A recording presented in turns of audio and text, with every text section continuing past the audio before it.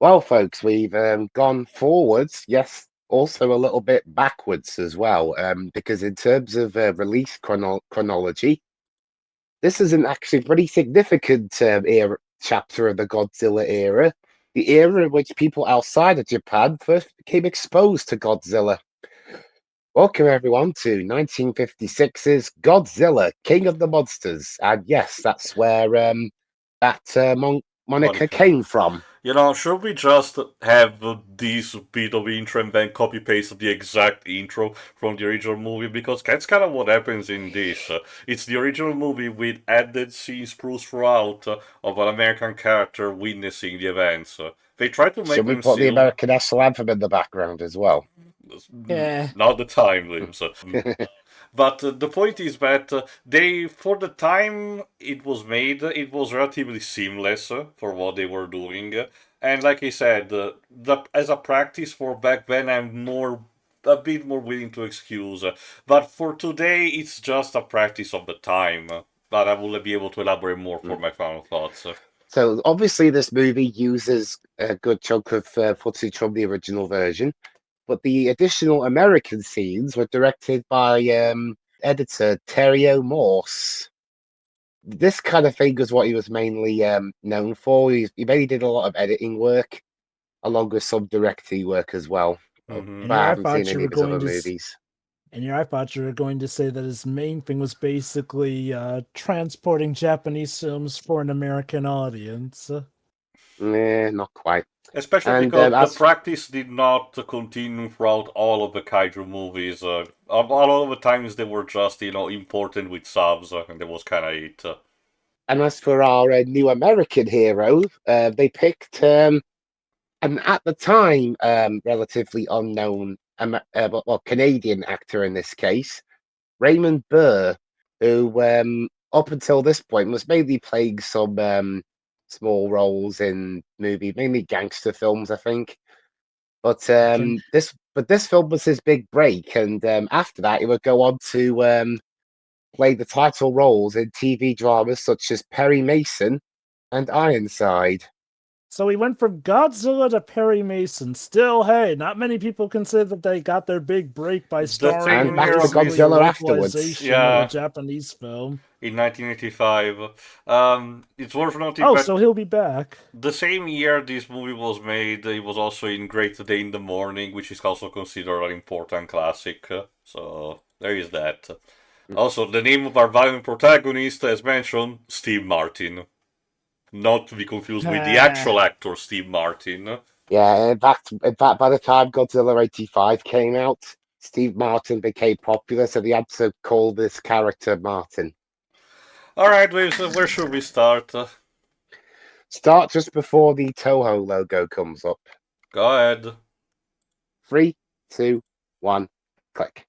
So from what I can understand, this isn't necessarily the bad localization film. That's apparently when we get to Godzilla versus Kong. It was just a cute practice that happened at the time. The idea of, if we need to import a foreign movie, we need to showcase, what America was doing at the time in some capacity, I mentioned in the previous movie that the last major remnant of this was, I think, in the 90s, when Roger Corman's company tried to import Angel's Egg by adding live-action footage that had American actors, if I recall correctly. Again, it's kind of cute, but it can bring issue. It really depends on your taste. Okay, I'm just gonna be honest. I do think that it works for this in kind of a meta sense that this is like America taking a peek at what the heck was going on in Japan and can be sort of as a way to also expose, the effects of, what nuclear warfare did there. So, if I recall correctly, we do start in medias res with poor Steve Martin under the rubbles of Tokyo. Oh, please tell me that they try and shop him in with some of the actual Japanese we don't do the Forrest Gump effect. What we do is to have Steve Martin, played by Raymond Burr, having to be in the company of characters played by Japanese actors, specifically brought in for these scenes. And it's basically kind of like, this scene is happening, cut away to this, him and the other characters witnessing that. All right. It's basically the okay. It's kind of hard to explain, but imagine kind of like if the added stuff with Genesis to Rebel and Flashback in Crisis Core was instead of actually him being seamlessly put in the scene, would be like cutting away to him says, "And I'm here." It's kind of like that. All right. Let's see how well they pull it off. Although Well, apparently, one, although, you although can try. apparently they pulled it off pretty well, because on a budget of just $100,000, this made $2 million, which It's is still a kaiju definitely a movie, profit. so again, Godzilla And did become, a beloved type of movie icon worldwide. So To the credit of America, apparently we were the ones who came up with the moniker King of the Monsters, as since we've said, this is where the first title came. for the longest time, this film was the only way that us Westerners could watch the original movie. which is the other problem that happens It took till 2004 with stuff like to this. Without the for the internet, original to come out. without the internet and only word of mouth, a lot of times you were basically forced to have the version that these people wanted instead of the original, and basically you were going to like it whatever or not. Okay, And I will get. and in case you're wondering, no, they don't pull the white savior trope here. No, like you said, Steve Martin is basically just a spectator as everyone else. Surprisingly, for the time, they try to be genuinely seamless without, wanting the spotlight, which is commendable. I'm guessing part of it would have been just the fact that Godzilla was an unknown beast, no pun intended, essentially. So they probably wanted to tread lightly, not step on any toes, and retain what made the original a success, essentially. Yeah, basically, remember the story is a very classic man versus nature kind of deal. So As for why they maybe did this changes here and there, like, not saying that obviously Americans wouldn't have gotten the original, but I do think maybe the idea was to frame it in a sense of America putting an ear to this, essentially, like literally spectating it as well, in a sense. Well, Now that interestingly enough, Joba, if you want a product that, from the get-go, even in its original conception, does tell you what the Americans are doing in some capacity, we'll get eventually to Shin Godzilla from Hideaki Anno, because, well, not necessarily in a derogatory way, one thing that the Japanese government discusses is the political relationship with the Americans, and they do name drop the fact that the Americans call the beast Godzilla instead of Gojira. eh.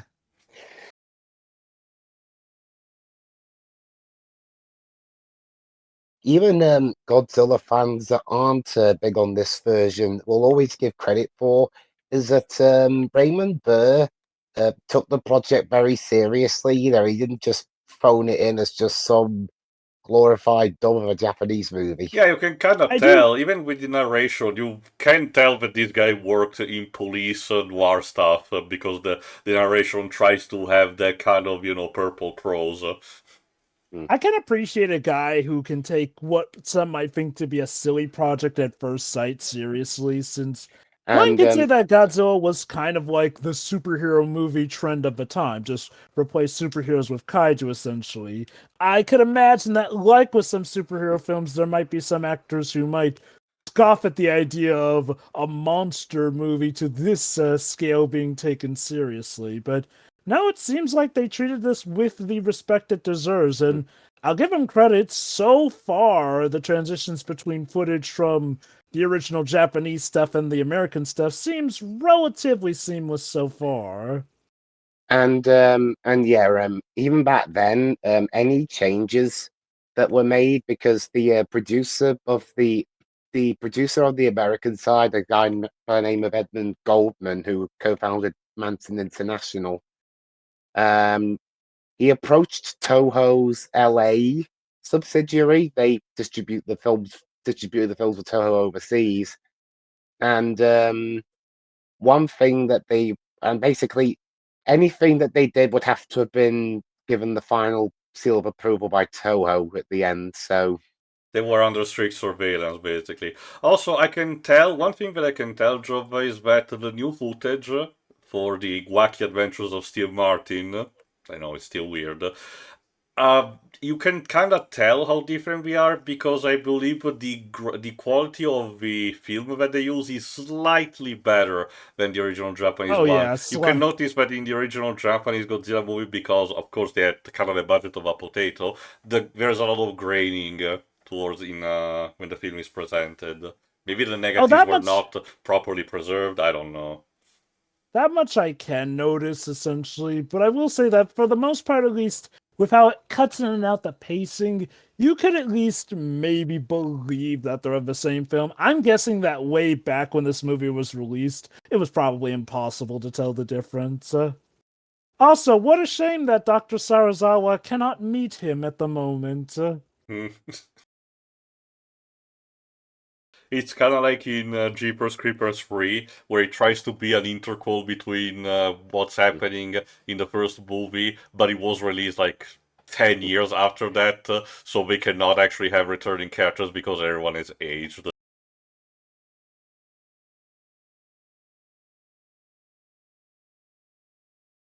Now, in terms of what they had to dub over the movie, not do new scenes for, they hired two guys. James Hong, who is still alive at the time of recording, he's 96, and has been in many movies, mostly Blade Runner and Wayne's World 2. He and his comedy partner at the time, Sammy Tong, did all the most of the different voices for the characters that whenever they had to talk on screen.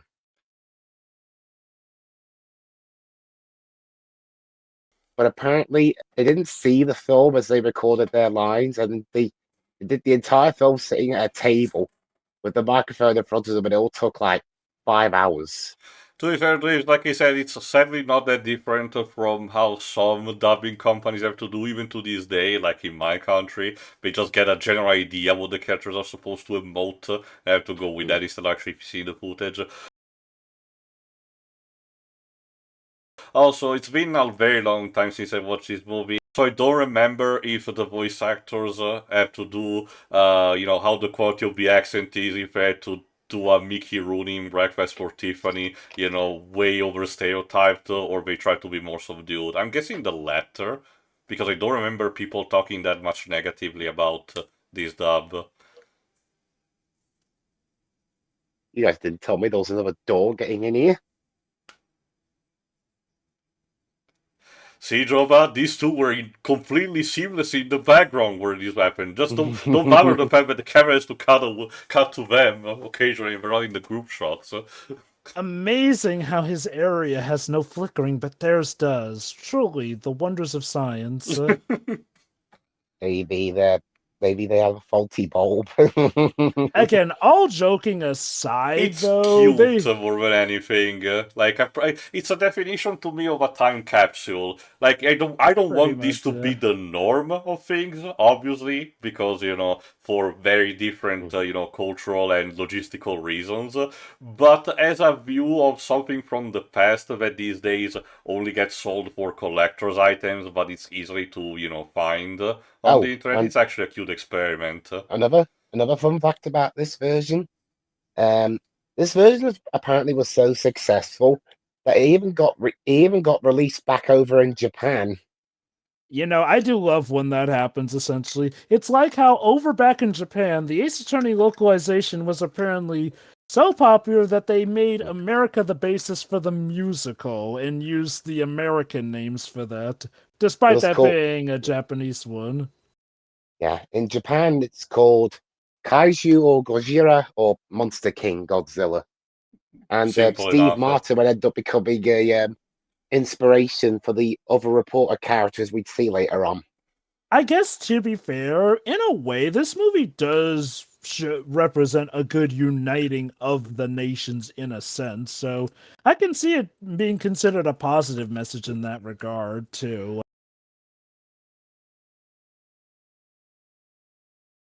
you would think that it might have some of the trappings of a lot of stuff when we try to do like, oh, American save the day, but no, like it's legit just inserting an American into the plot, and in a way that doesn't necessarily demoralize the, native characters either, which is very respectful, especially given the time this was made.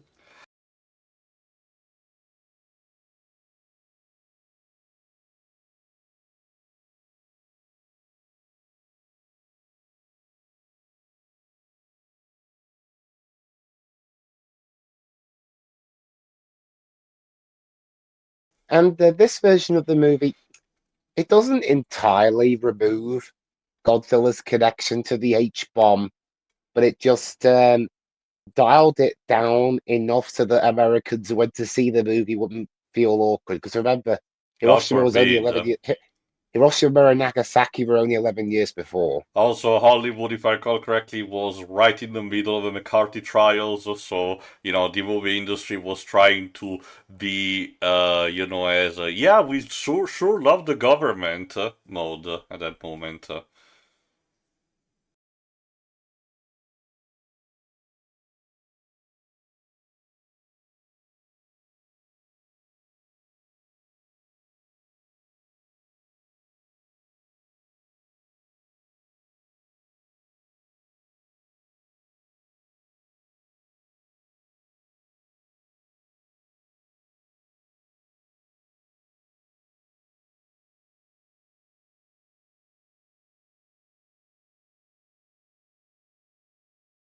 This version, King of the Monsters 1956, is the version that my country got in 1957. Just call it with the Japanese title, just Godzilla, like the Japanese version.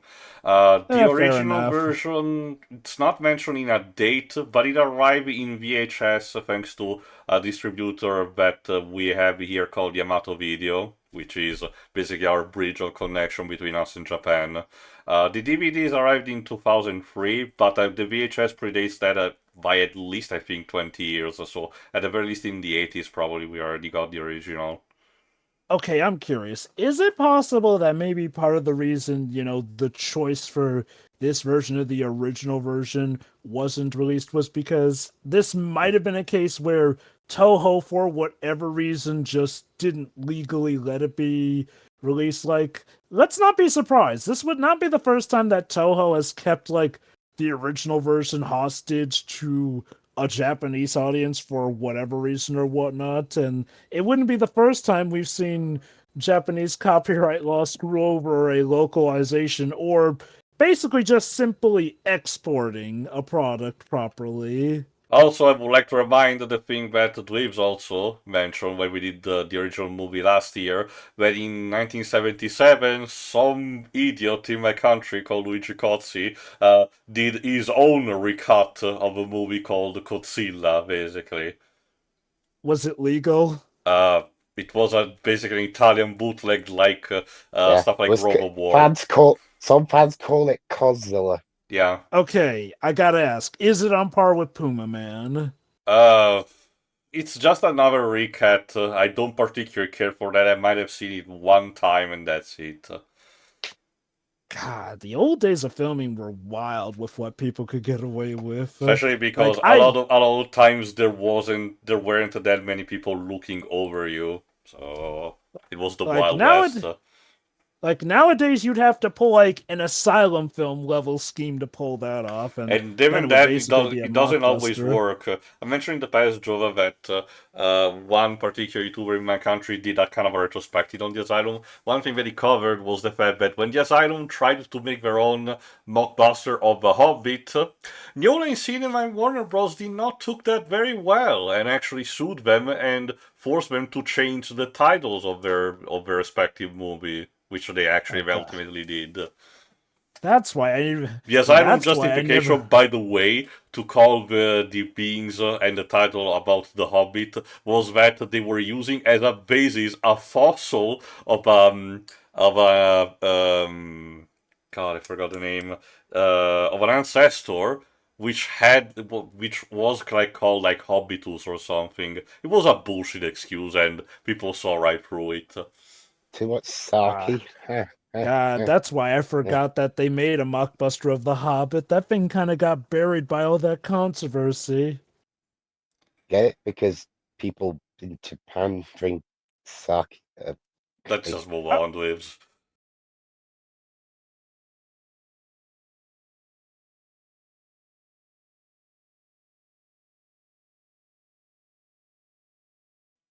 so to their credit, it's not them stereotyping the Japanese. It's No, literally okay, them again, just. I've seen worse, like stuff, for example, from Popeye, so at the very least we're not spewing casual, terminology that was common at the time, at least for now. I don't remember if they do it later, but because, the word, even with the word over, the occasional, terms that even back then might have not been thought as racist as it is now was still relatively colloquial. But if I recall correctly, the movie generally tries to avoid that. And given that Toho were apparently watching this recut like a hawk, I presume they wouldn't let something outwardly offensive like that slip through. Keep in mind, Joe, it's a matter of relativity, in relation to time, similar to Oh, similar absolutely. to, for example, how the Native Americans in Disney's Peter Pan were portrayed. I'm pretty sure in Well, the this is 50s nobody was giving a shit. This is why I mean that, like, well, relative to the time, what would be considered racist? Like, that, and that is a thing. With time and relativity, even cases where people legit were not trying to be racist, that certain terminology can be seen as off putting. And that can be chalked up to even when just a certain term or definition just gets a new one in the dictionary decades later. Why was Steve Martin giving bedroom eyes? He sensed a disturbance in the force. Literally.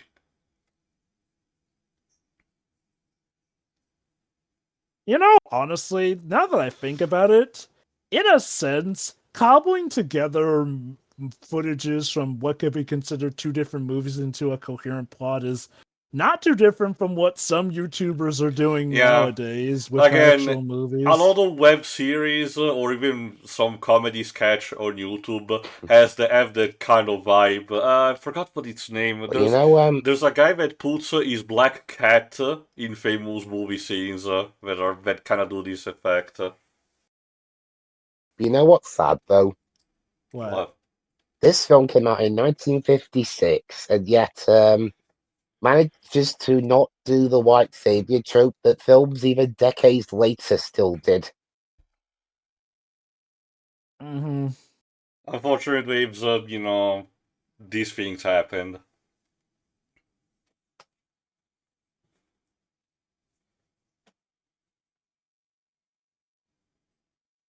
I will say this. I don't entirely recall how the original film went, but I will say that this movie does just as good a job in setting up the suspense and the pace towards Godzilla, If I recall essentially in correctly, showing via you the length, terror. some stuff had to be, at least trimmed. Possibly some of the more, stretched type of scenes were instead more compressed to a minimum to, showcase just the essentials, so we can also cut away to Steve Martin having a fun time, like in this You case. know, the ironic thing is the effects also look better on the American footage for obvious reasons. Again, it's mostly just the quality of the film that they had. Given that this was, I think by this time the yen was also decimated, so of course, $100,000 over in America was probably a fortune over in Japan, And essentially. hey, they keep the Makira Fukube score from the original. Very surprising, but I guess back then they did not have to pay too much for licensing the tracks. These days, unfortunately, it's a bit more tricky. I'm still glad that they managed to do that for the Monsterverse version of Kingdom Monster, because Bear McCreary's rendition of the Godzilla March is amazing. Both Oh in the no, my remote both control helicopter! it's only a model. No. Um, both the actual instrumental version and the search track version for the credits. Yes, they got the singer of System of a Down for a remix. hmm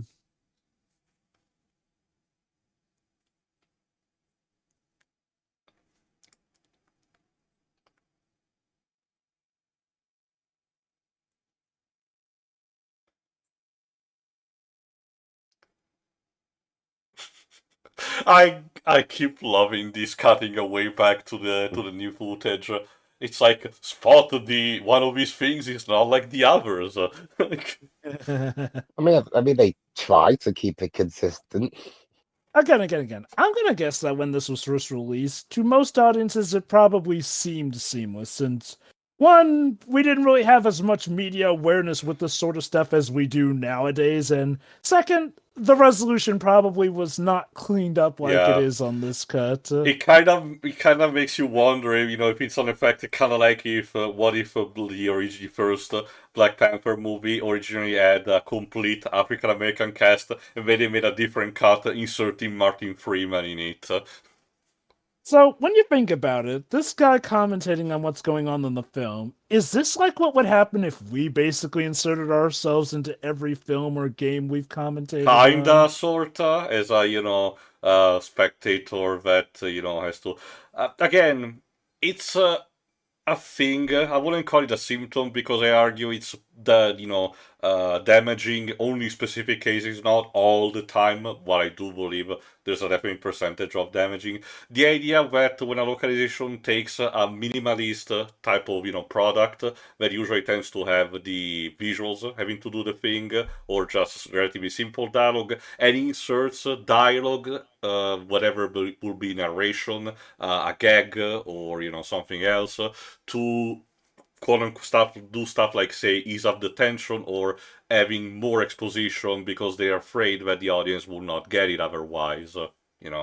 I will say that this movie, for the most part, seems to respect its audience's intelligence enough. Like, it explains a few things, but mainly it seems to do that in cases that just help the plot flow better. It was also or the style maybe... at the time for all of sci-fi movies, B-movies Oh, done definitely, in the yeah. West. So, if anything, it was like conforming to a fad. Yes, See, that's Steve right there. Martin Now was pose. totally there on the boat. Yes. He was next to the life preserver. Oh yeah, by the way, there were those two crazy kids, but they're just two people in love. Look at Steve Martin, please. Although I'll be honest, the romance plot felt kind of tertiary even in the It original would have been itself. So hilarious if Steve Martin suddenly, managed to get the girl in the end out of nowhere. Thankfully, can you? thankfully, no. But You see, I was actually the one she fell in love with in the end. It would be kind of like that kind of filibustering where if the twist was revealed that Steve Martin was like a time traveler and went back to altered times in his favor or something. Could totally see a Booster tongue-in-cheek Gold style, remake doing basically. that to show he was there. He was I mean, there all the time. Okay, kinda sorta. Have you ever read the 4-issue miniseries of Deadpool Secret Wars? Oh, Basically, no, it's not you yet. don't know the context, please. So basically, Marvel, one of the first crossover events that Marvel had was called Secret Wars, not the one done in 2015, like an old one. I forgot to be specific here, which involved a bunch of characters from the Marvel Universe duking out in a different location. Blah blah blah. Deadpool obviously had not been created by that point, so in I think 2010 or something, they created a 4-issue miniseries that basically reinserts Deadpool during those events and explain what he was doing back then. Beautiful.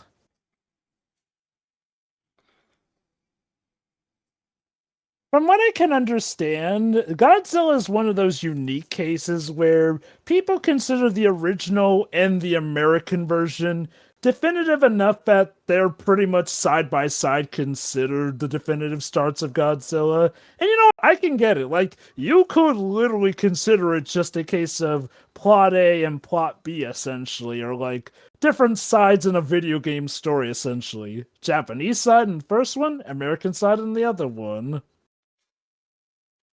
Well, if I remember correctly, these days, I don't know how it depends from country to country, obviously, but these days, people tend to mostly stick just to the original. Well, like I said, this is included, as Luis told us, as basically an extra in the collection. Still present, but, wait, put there as we're an Japanese. interesting thing. Wait, we're Japanese. Why are we speaking English to each other? Conformity for the viewer. Yeah, let's go with that. To be fair, for the most part, That can be good.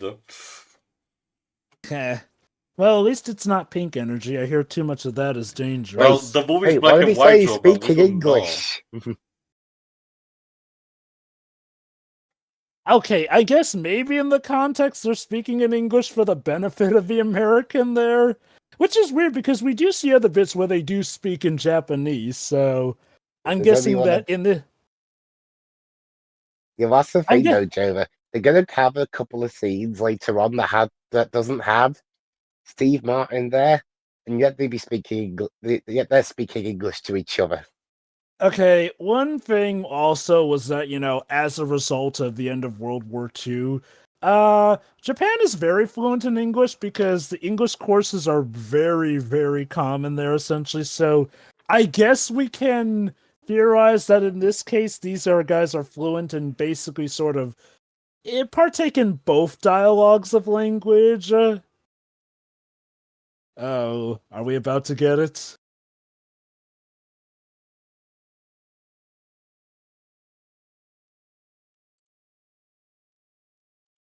See, Steve Martin was among the people running amok. Did they actually hire any of the actors from the original, seeing as how, No. unlike, it's weird because the original was just like a year or two made before. Well, again, yeah, they didn't have that big of a budget. Yeah, they wanted to There it minimize is. cost. The big reveal. And Steve Martin witnessed it all. Also, I know that it's kind of like because of the environment and everything, but his jacket having all those white, dot thing makes it kind of looks like he has dandruff. I'm guessing that's dust kicked up. Yeah, or something from the plants.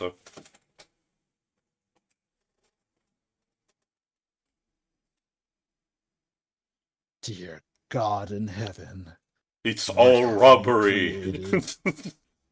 Okay, I haven't seen either of those two shows that Raymond Burr's also known for.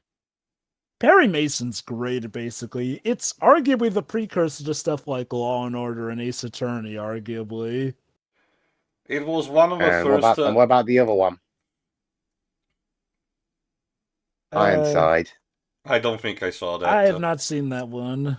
Perry Mason was one of the not the first, but one of the first kind of procedural shows that showcased someone different than a police officer being basically judge, jury, and executioner in one episode.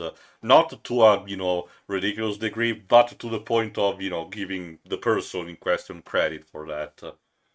Basically, Perry Mason, I don't know if it was the bout of media that coined the idea, but it was pretty much the codifier of the lawyer who uses the trick of, while defending a client, tricking the true perpetrator who's a witness into confessing. Mm-hmm.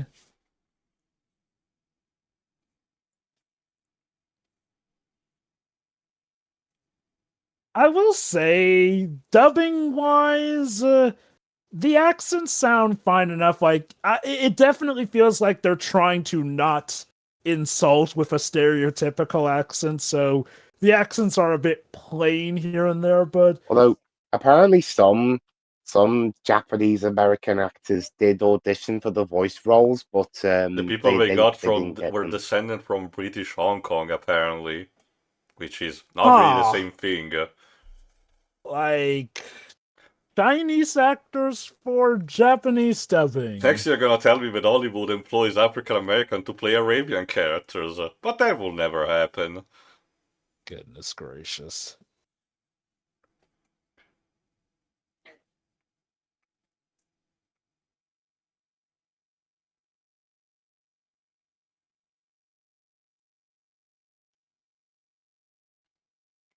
Yes, a rare phenomenon, one of possible explosive properties. Again, to be What do fair, this you, was the still like American over there? this was like the first movie, so we were not expecting all the crazy shit that was going to happen to the kaiju movies. If only they knew. And then there's the stuff that just comes from goddamn space, so much for being a force of simple nature. That's the thing, Joba. It's not just about the alien invasion. At least in more than one occasion, it's discovered there are humanoid civilizations living underground beneath the earth. That's what the versus Megalon movie does. It tends to do. Beautiful.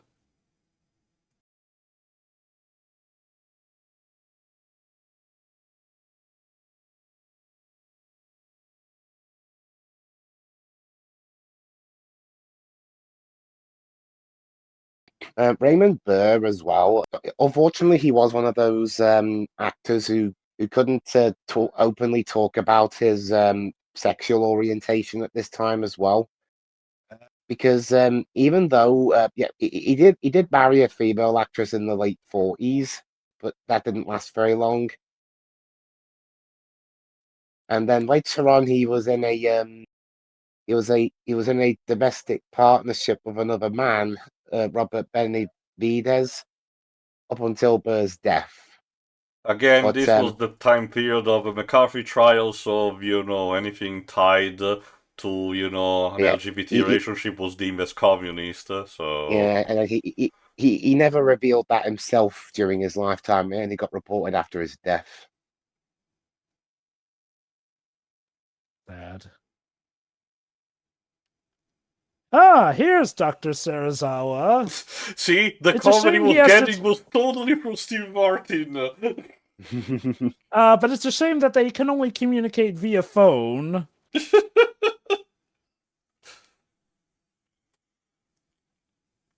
Oh, and suspiciously, his mouth happens to be hidden by the steel pipework there, but he's absolutely talking to him. It's like, Jesus, this is getting into Austin Powers levels. I wouldn't be surprised if this inspired jokes like that, honestly. Like, I'll give him credit, it's clever for the time. We're like one step closer to just have I forgot what is the specific name of the technique, but to overimpose a pair of moving lips over a steel frame of the actor. Or literally just have their mouth be covered by the hand. Yeah, or a mask. That's kind of basically how it made work for Power Rangers. We just use the Sentai footage. So Yeah, see what I mean? Funnily enough, maybe this is the precursor to the Power Ranger strategy, though I will give Power Rangers credit. While it is customary now to take the Japanese footage and adapt it for Power Rangers, they have gone above and beyond to the point where Power Rangers does get its own original stuff, even movies and all that jazz. Yeah, it was just that the way the ball started rolling, thanks to Saban, could have been better in any kind of way.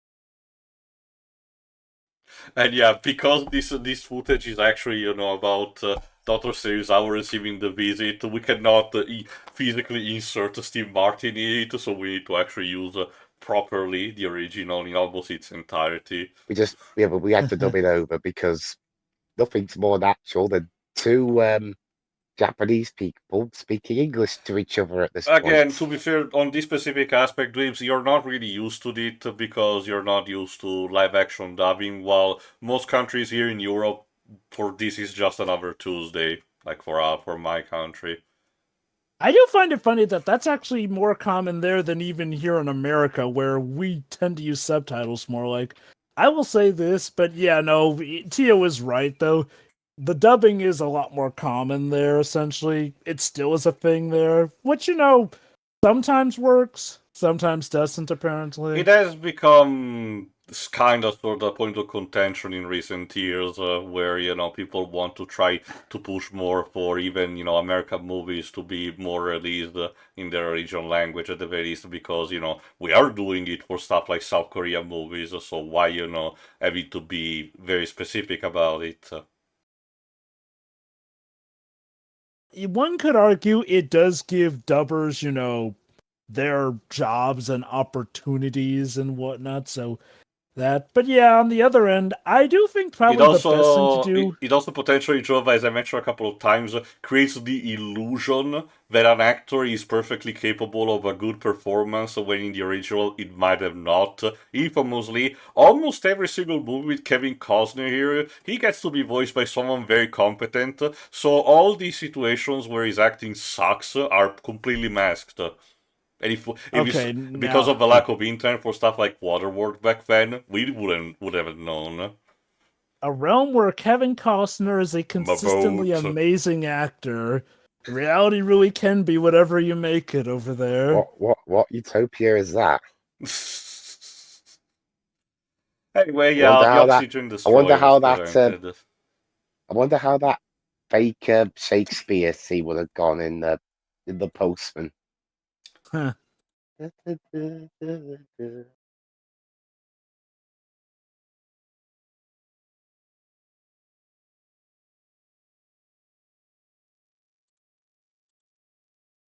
No, you fool, we weren't ready yet.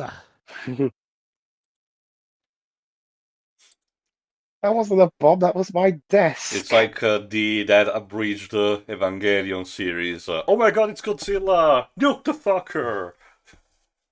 Yeah. See. Okay, and here's what baffles me the most about the American re-edit of King Kong versus Godzilla. Yes. That film replaced the entire soundtrack, whereas this film doesn't. I do Again, wonder if it was a potentially case easier of licensing cost, even though it was less than a decade, basically. I do like one thing we do have to consider is like what the original Japanese company would allow them to bring over and what not to. It's not always the case, but one thing we've been learning lately is that some cases the localizers' hands are tied by the original creators, And which then is there's weird. the and then there's just the fact of discographic rights being specific for the country that we're in. It was one of the reasons why the Dragon Quest soundtracks were a bit of a pain in the ass to actually export. So And one of the most infamous cases, of course, being what happened with Live and Learn and Sonic X, which is weird because they that's used that in the technically a Japanese song. version, but not in the American one. Yeah, I know, despite the fact that it's technically made by an American singer, although admittedly with a Japanese electric guitarist, but still Crush 40. Like, it's baffling and boggles the mind. I don't know, guys. I don't know if I can follow this movie. We have gone through quite a lot of minutes without seeing Steve Martin. Where is he? Steve Martin will take care of it all.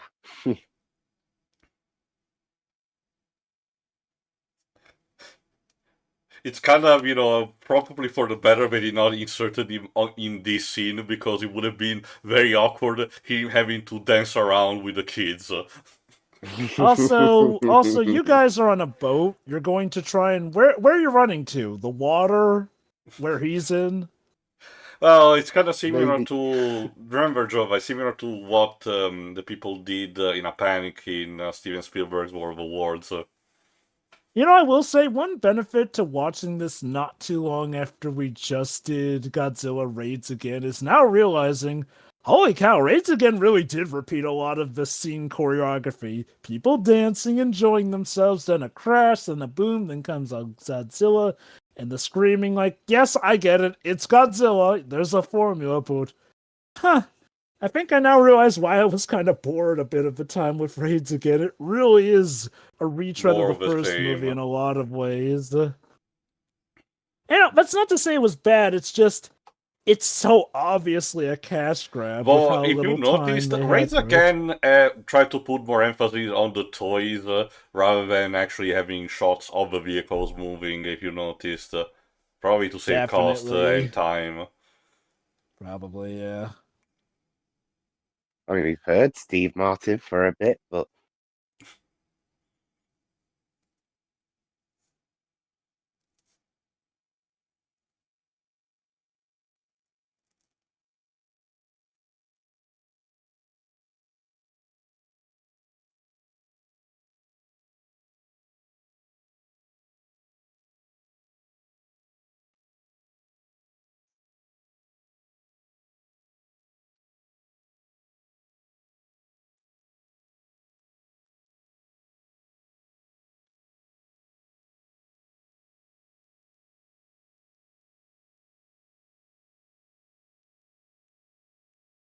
Okay, I could tell that she swapped voices there. Like a different take. I do wonder if either that was the original Japanese audio they had before they needed to speak English, or like you said, that's different takes, or shoot, Just maybe they were talk doing over that. the whole thing then. Okay, to be fair, that might come off as a little too awkward in that regard. Also, remember, this was still the 50s, we needed to work with what they had. Even the actual editing equipment that they had was not exactly super technological. In a lot of cases, they literally just had to use glue and a pair of scissors. Ah, yes, the good old days. Imagine accidentally messing up a frame, too. Then you'd have to cut, paste, and this and that.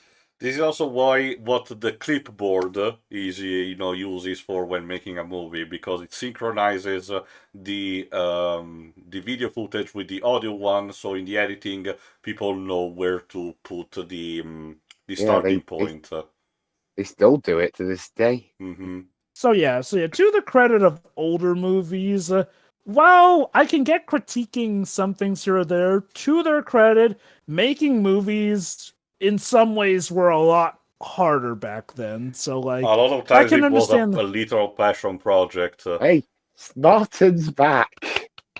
Again, I'll give him credit. They show good restraint with him overall. He's more or less just the vehicle that brings us to Japan, essentially. And of course, they got the major thing right, showing Godzilla in all his glory. I think all of Godzilla's scenes are completely intact so If I recall far. correctly, yes, but it's not too big of, too much of a stretch considering even the original, Godzilla's presence on screen was still relatively limited.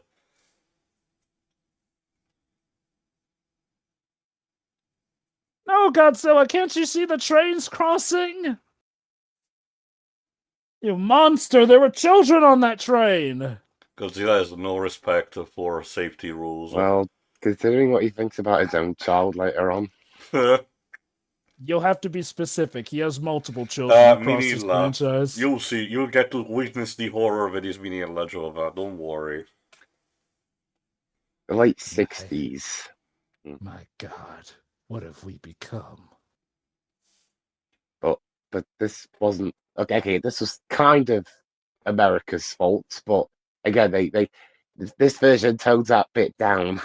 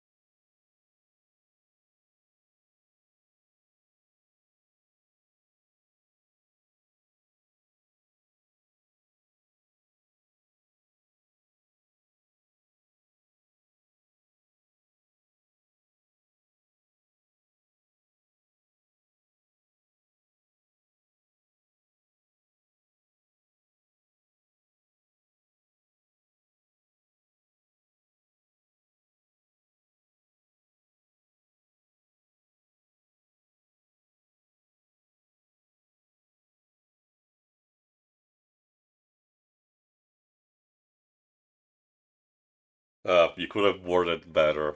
You're not Frank Miller.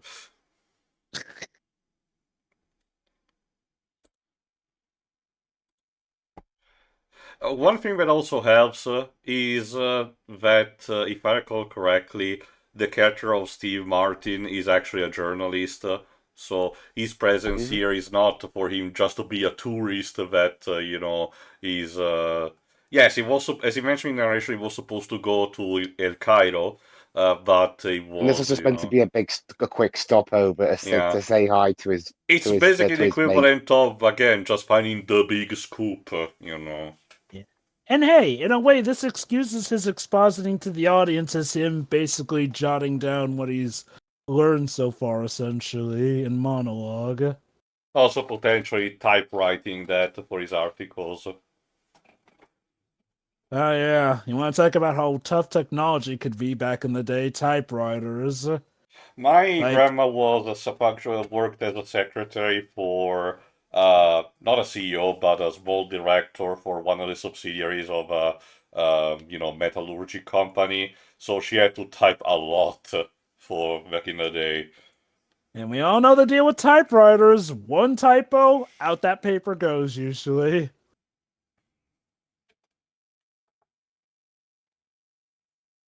How long is that cable?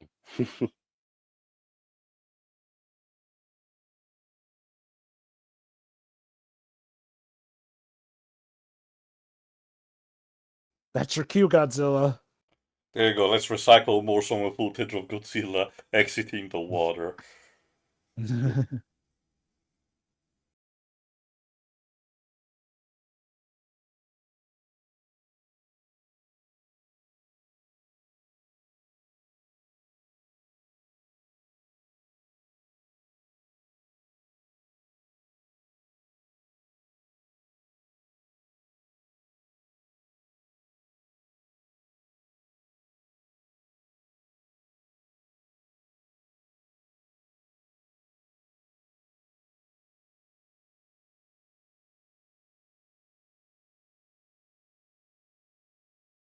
And he looks like a man in a rubber suit for some reason.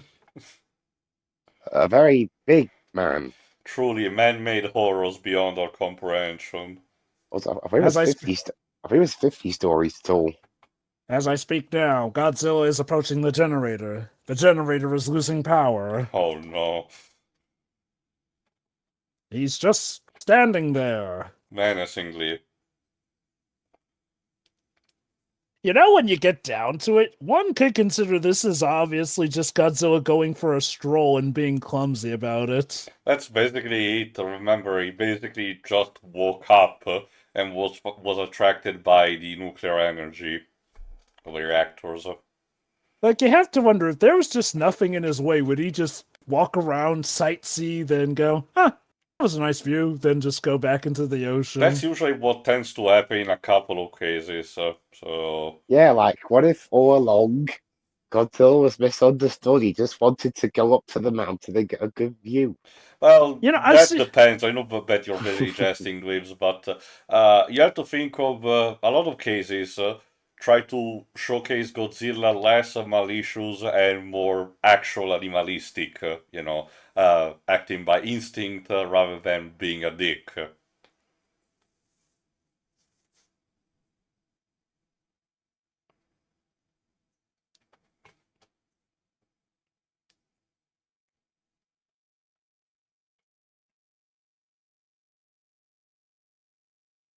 There you go. There's the atomic breath.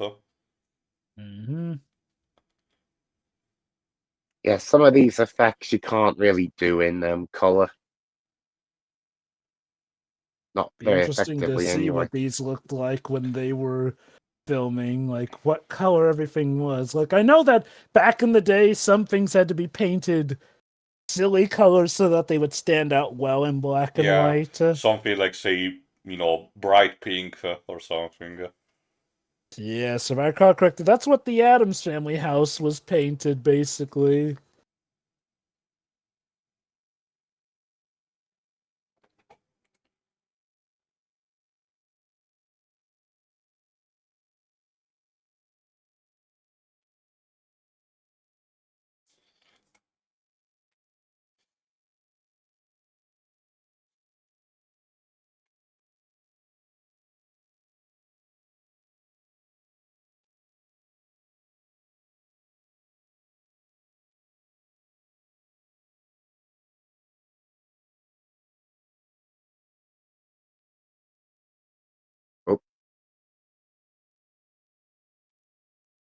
Oh no, he turned those firemen into toy soldier figures. And those two. It's like, again, That's we're one of watching Thunderbirds. that's one of Godzilla's most terrifying powers, being able to turn people into marketable action figures. And then they die afterwards. You say that, Jova, but Yes. honestly, those toys look more like those bootleg ones that you get for like $3 at a very conspicuous store. Maybe that Prepare for was the the whole highest world. quality of the time.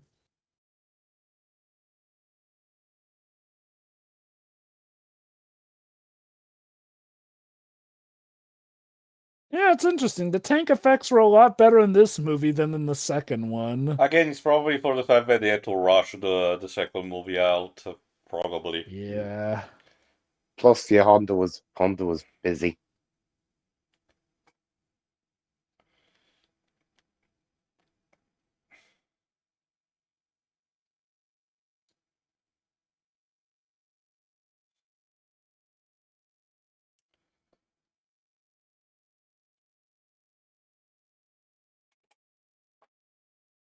Boy, you guys must feel really safe in that building you're in, which I'm pretty sure is close enough Also, that you are sweating from the flames. thank you, Steve. That's literally what we just witnessed.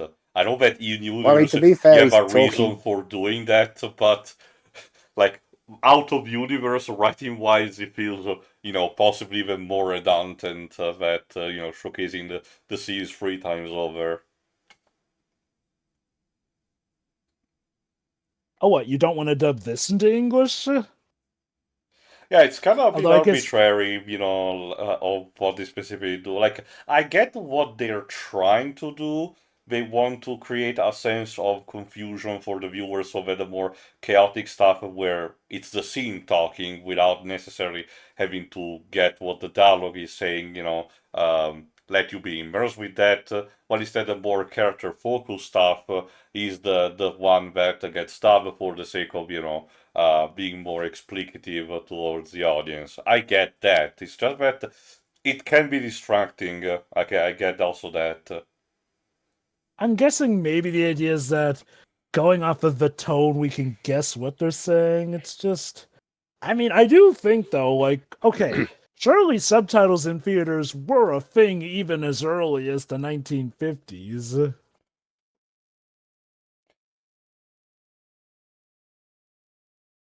That said, maybe the aspect ratio would have made subtitles an eyesore. I don't know.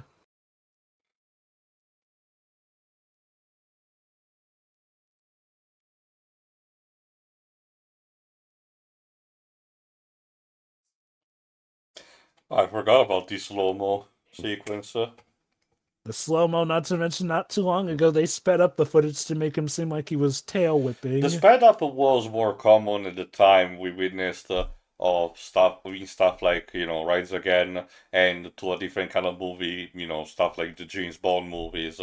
But the slow mo, I argue, was not as common back then. Hmm.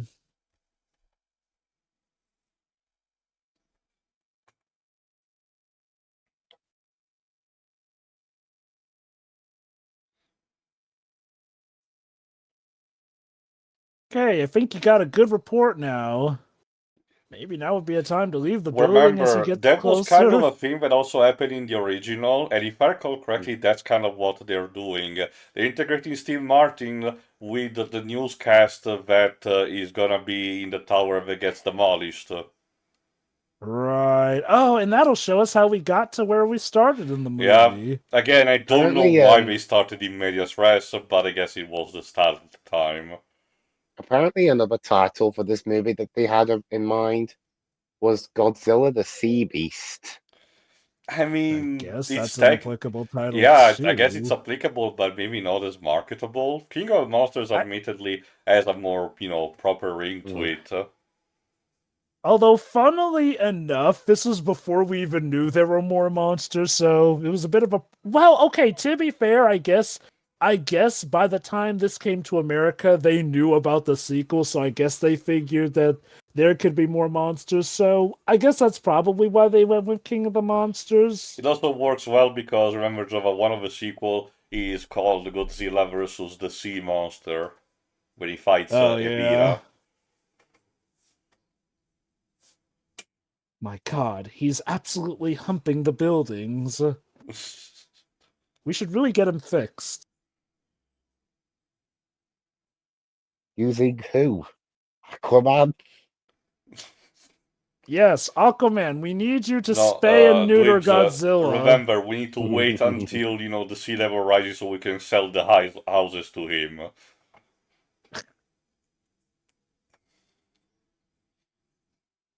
Okay, if I recall correctly, I think Godzilla actually has shown up in the DC universe and the Marvel universe. Not sure about the... Okay, for DC, more recently via crossovers because of the legendary movies having to need some ties, especially like the Godzilla X Kong times Kong movie.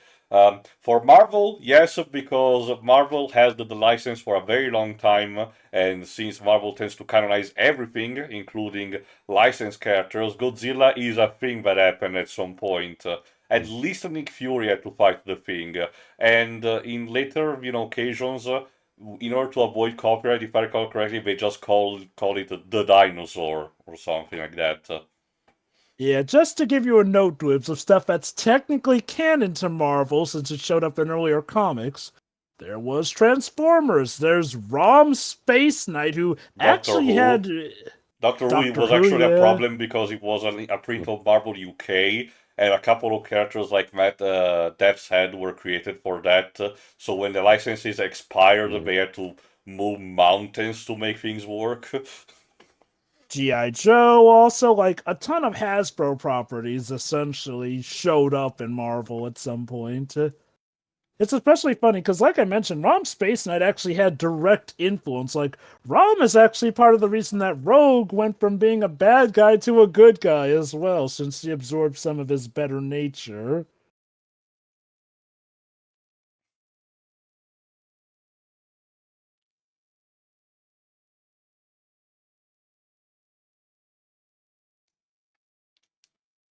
Have you guys seen Steve? I don't know. I don't know if he made it out. I mean, yes, these Japanese people, are definitely, in danger. But what about Steve? What about Steve?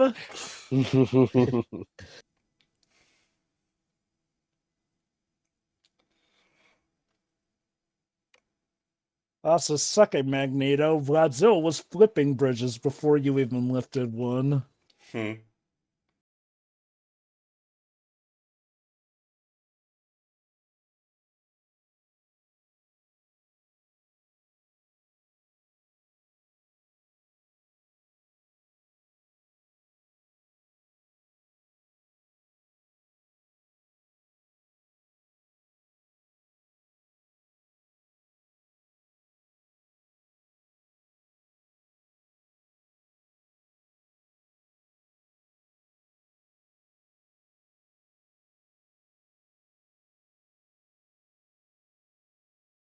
Always got the feeling that didn't really spook him off. He was just done for the day. Again, similar to Raids again, Gojira was just wildly annoyed. Like, stop that!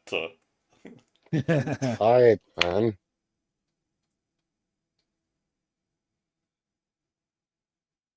No, like, you want a kaiju that's constantly, I mean, constantly pissed off. Either go, well, okay, the easiest answer would be Ghidorah because, well, Yeah. obviously, but also Batra. Batra is legitimately possibly the kaiju that, has just the intent of destroying everything. It's from the more modern movies, so if I recall correctly, it believes you haven't got to it yet, but eventually.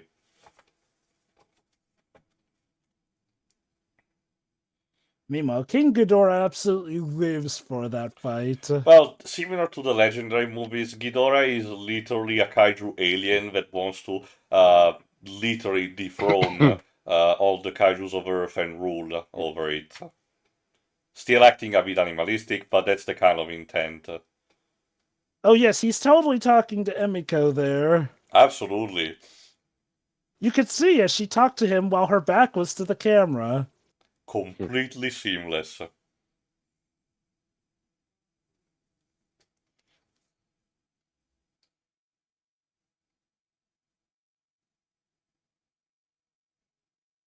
Okay. They actually did use the actress there, but the lip syncing. Mm.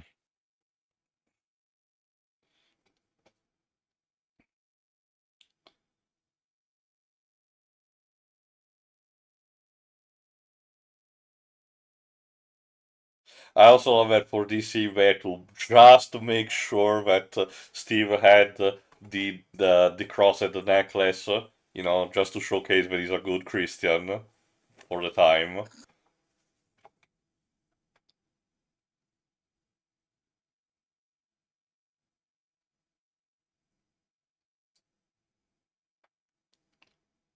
And here it is, the oxygen destroyer.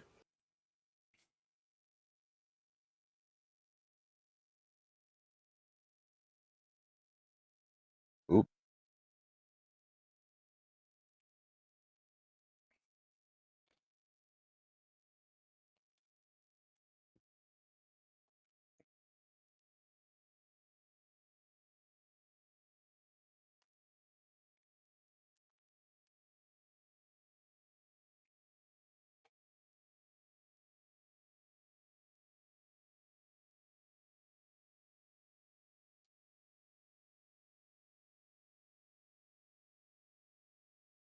Okay, I don't remember if Serizawa compares the mass of the device to a baseball even in the original. It's a nitpicky, I know, but I do wonder if they just made a comparison just so it was more understandable, even though, like, you could say, like a small rock.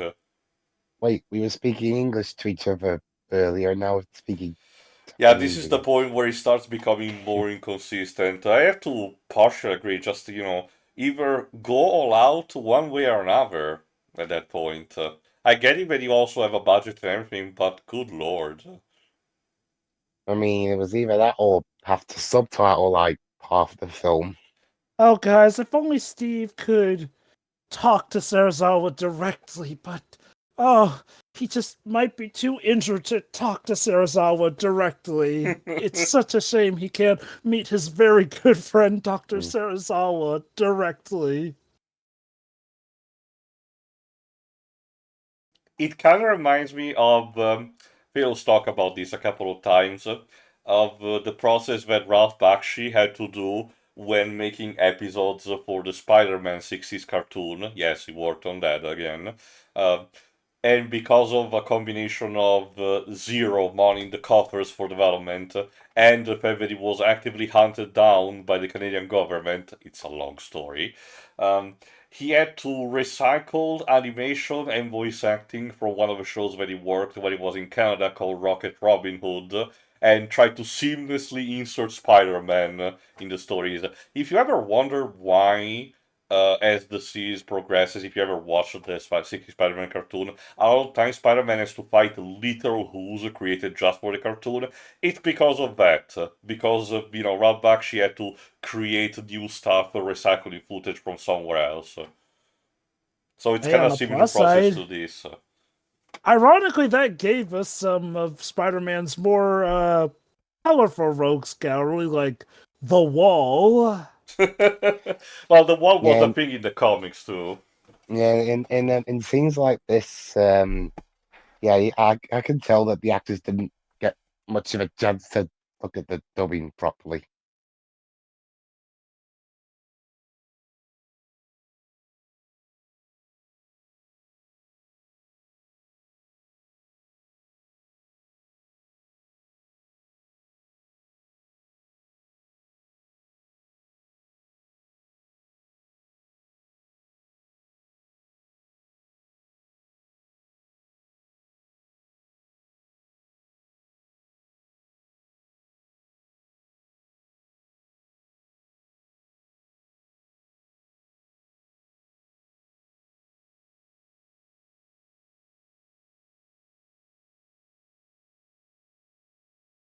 Actually, you could probably just submerge him into a block of ice.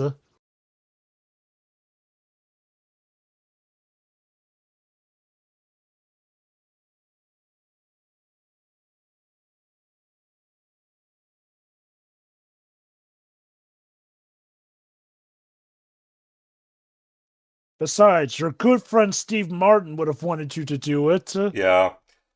And if you noticed, Serizawa's motivation of not wanting his creation to fall to become a tool of war, while still mentioned, it is also something that is toned down, a bit considerably. So in this version, he comes up slightly more egotistical more than anything.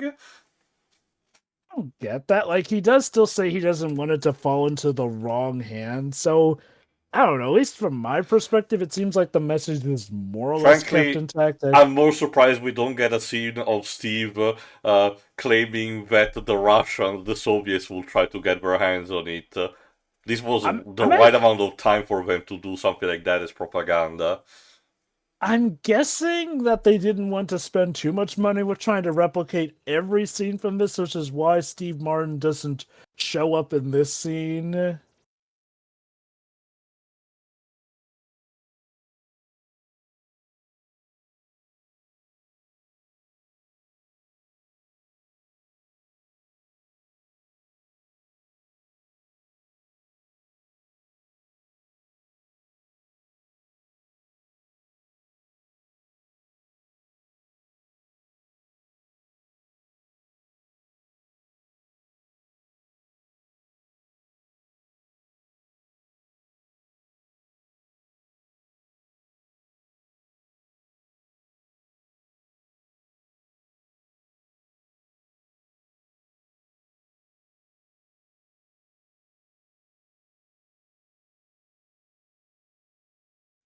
But yes, it's to showcase that all of Japan is mourning, and Dr. Serizawa truly does have that obligation, which one might think this was something added in the American version, especially with how the news conveniently turns on to show him, oh, the carnage that has been wrought. But no, that was a thing even in the original version. Mm-hmm. No, Java, yet to see. These days, if it was something done between, say, the 80s and now, it wouldn't have to be, just about him deciding that the carnage was too much, having to do the deed for the sake of his country and saving the world as an act of selfless, and courage. No, no, no. We will need to have something like, say, Godzilla kill personally his child that he cares so much about, or the rest of his family, and now it's about revenge for that. Yes.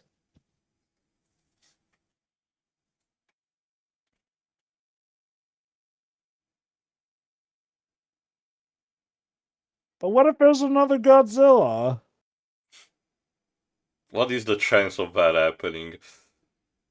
I guess they're slim to none. Also, it is nice that they kept the name as Oxygen Destroyer, despite everything. I know that it seems like absurd, but I've seen so many cases where a Japanese product uses an actual English word and not in a gratuitous way, just, one that makes sense, like in this case, Oxygen Destroyer, but for some reason, the translation of that decides to just still scramble a bit with a different word than maybe a synonym of that, synonymous. I forgot she randomly cries while he's burning the papers. Mm-hmm.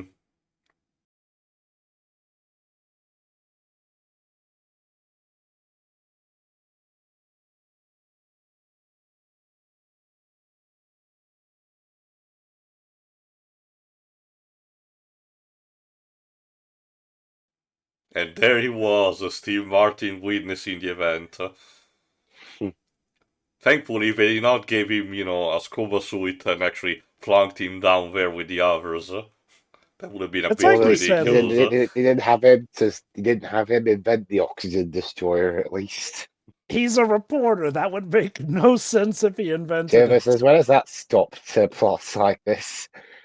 Like Well, that. that's why, and that is why we revel in the fact that this movie had standards, thank goodness.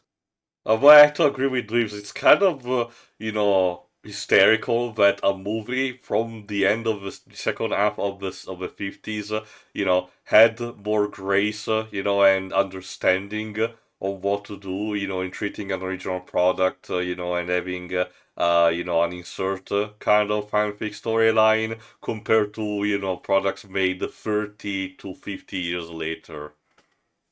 Jesus.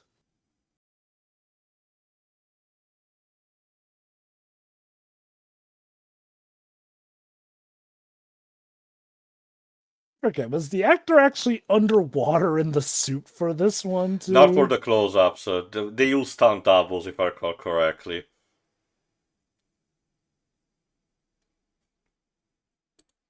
Remember also, well, yeah, for example, for the close-up, because it's black and white, it was easier to mask. But remember, this was still 50s footage for underwater stuff. I forgot when Jacques Cousteau did his documentaries, but, that was like the big game-changing for, film footage properly underwater. Before that, it was, let's see if it works out, and whatever comes, it will be acceptable. That helped the actor in the suit if he was actually shot the Godzilla suit. Mm-hmm. Well, no, for the close-up of Godzilla, you can tell it's still something that they just, Murkied up to make it look like yeah. it. And if it's the case of bubbles happening, they like overimpose that. It's a layer kind of thing.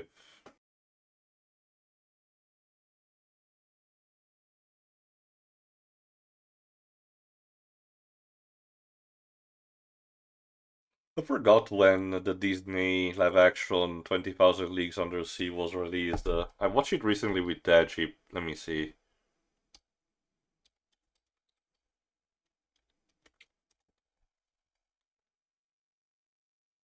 Oh, 1954. Not too long before this. Same year as the original Godzilla. That one arguably had better underwater footage, but to be fair, it was, a Disney product with just $5 million of budget. Even for 50 standards, it wasn't really that much. I guess in that regard, it was a combination of them having the money budget, but also the planning techniques. Like, I do recall that movie was apparently a technical wonder showcase of the period. Basically. I'll pick it up eventually.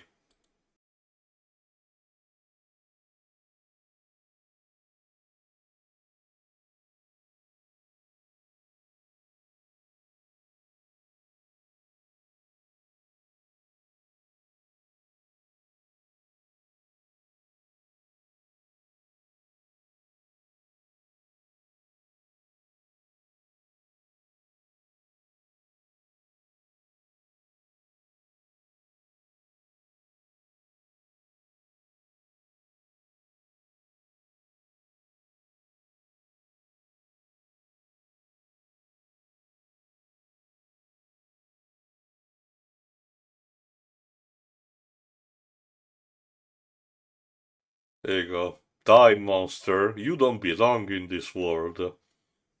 What the hell was that delivery? What? God, that was awful. You just destroyed the moment.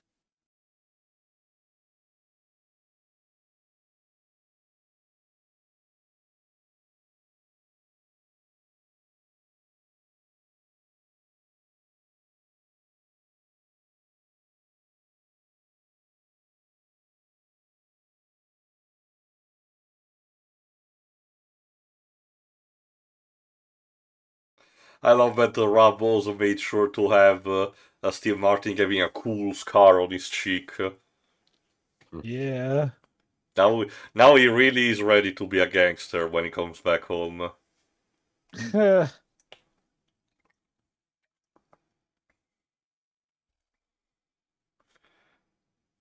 give you my blessings to be with the woman I loved.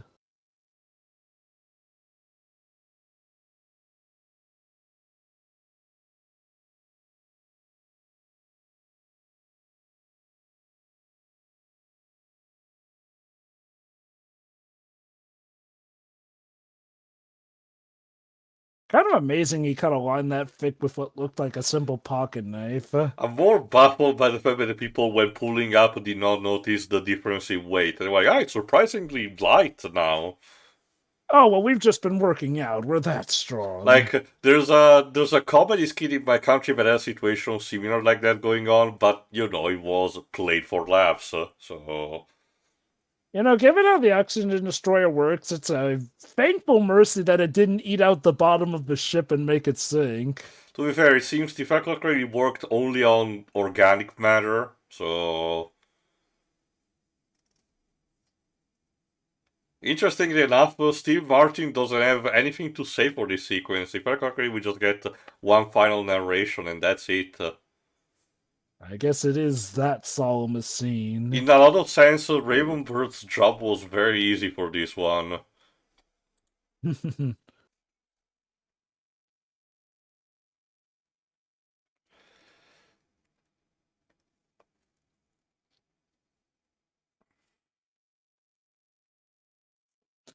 Did anyone ever think to collect that set of fossils afterwards? Funny you say that, Jova. Keep that in mind for a later movie.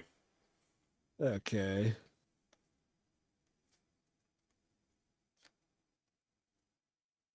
This'll make one heck of a story for the paper, won't it, Steve? And yet it would be just, a trifle in a corner when the Brooklyn Dodgers win the next Major League. Well, That's usually the punchline that happens. The big discovery gets pulled in a corner, and the big news is some stupid shit that nobody really cares about.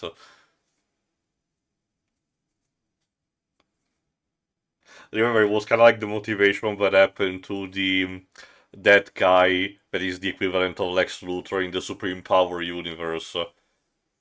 Mm-hmm.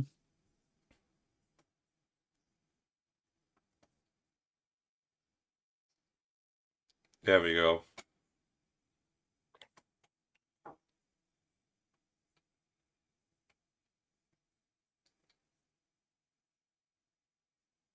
And that's kinda it. There you go. Surprisingly enough, they did not added an epilogue of Steve Martin returning home and having to ponder this while on the plane. It just ends the same way the original movie did. That's it. From what I understand, and then it turned out Steve Martin was stuck on that boat. At least it's a better ending than your usual ones, Dweebs. I was expecting you to say that he died on the way back to his own country. Oh no, I can't say that because he comes back in 29 years. Yeah, Godzilla 1985. Well, I don't remember if that one is a reboot, another reboot, or still in continuity. No, it's a sequel to this movie. Okay, so fair enough. Anyway, final thoughts, Dweebs. Yeah, in terms of American versions of movies, this is one of the more respectful versions I've seen. In that the most of the original intent is there, even if it's not quite all there. The acting from the new actors they got in was all pretty solid, especially Mr. Burr. And they kept the music, which is also not something you see very often.